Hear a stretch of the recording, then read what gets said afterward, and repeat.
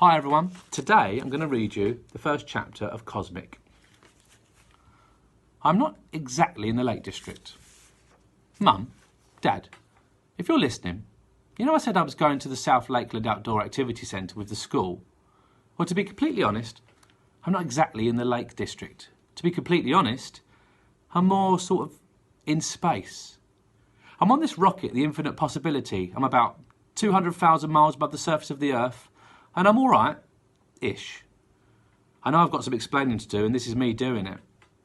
I lied about my age. I sort of gave the impression I was about 30. Obviously, I'm more sort of 13-ish on my next birthday. To be fair, everyone lies about their age. Adults pretend to be younger. Teenagers pretend to be older. Children wish they were grown-ups, and grown-ups wish they were children. It's not like I had to try very hard, is it? Everyone always thinks I'm older than I really am, just because I'm tall. In St Joan of Arc Primary, the teachers seemed to think that height and age were the same thing. If you were taller than someone, you must be older than them. If you were tall and you made a mistake, even if it was only your first day, you always got, "You should know better, a big lad like you." Why? Why, by the way? Why should a big lad know better just because he's big? King Kong's a big lad. Would he know the way to the toilet block on his first day at school? When no one had told him? No, I don't think he would. Anyway, a few hours back in the Infinite Possibility was supposed to complete a routine manoeuvre, and basically it didn't. It rolled out of orbit, wrecking all the communication equipment, and now I am very lost in space. I brought this mobile phone with me because it's got pictures of home on it. It's also got an audio diary function. That's what I'm talking into now. Talking makes me feel less lonely. Unless you get this message, you won't know about any of this because this is a secret mission. They said that if it goes wrong, they're going to deny all knowledge of it. And us. There's 5 of us on board, the others are all asleep. Can you believe that, by the way? We're in a rocket, spinning hopelessly out of control and into forever. And what is their chosen course of action? A nap. When we got the manoeuvre just slightly wrong, just slightly enough to make us completely doomed, they all screamed for about an hour and then they dozed off. I can't sleep. I can't get comfortable in sleeping bags because they're always too small for me. Plus, I think if I stay awake, I might have an idea and save us all.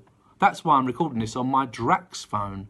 If I do get home, I'm going to give it to you and then you'll understand how I ended up in deep space when I said I was going to go pond dipping in the Lake District.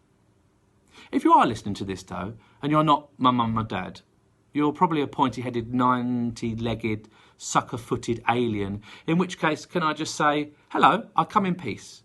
And if you happen to have technology, please could you post this phone to Mr and Mrs Digby, 23 Glenarm Close, Bootle, Liverpool, 22 England, the Earth, Solar System, Milky Way, etc., if it's not too much trouble.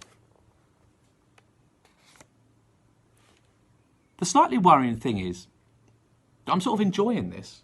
Being doomed is not good, but being weightless is outstanding. Every time I lean forward to do a perfect somersault, when I stretch my arms in the air, I levitate. Back on Earth, my own special skills are being above average in maths and height. Up here, I've got so many skills, I'm practically a Power Ranger. Then there's the stars. On Earth, our house is right next to the New Strand shopping centre. The multi-storey blots out most of the sky. The only stars I ever really noticed were the ones on the It's Your Solar System glow-in-the-dark mobile I got when I was 9. And the only reason I noticed them was that they kept getting tangled in my hair. Mobiles do not make good presents for persons above average height. The stars look different from here. There's a lot more of them, for one thing.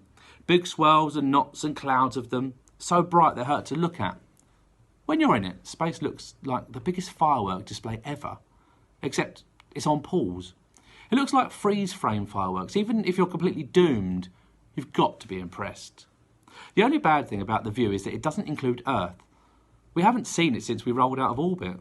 I said to the others, well, it must be here somewhere. We're probably just facing the wrong way. We'll find it, definitely. But that didn't seem to calm them down. One of them, Samson too, drew me a diagram to prove that even if we were facing the wrong way, we should still be able to see it. And I said, so what are you saying? We've fallen into some sort of magic wormhole and come out on the other side of the universe? Possibly. That the whole Earth just vanished? That's it, gone? Possibly.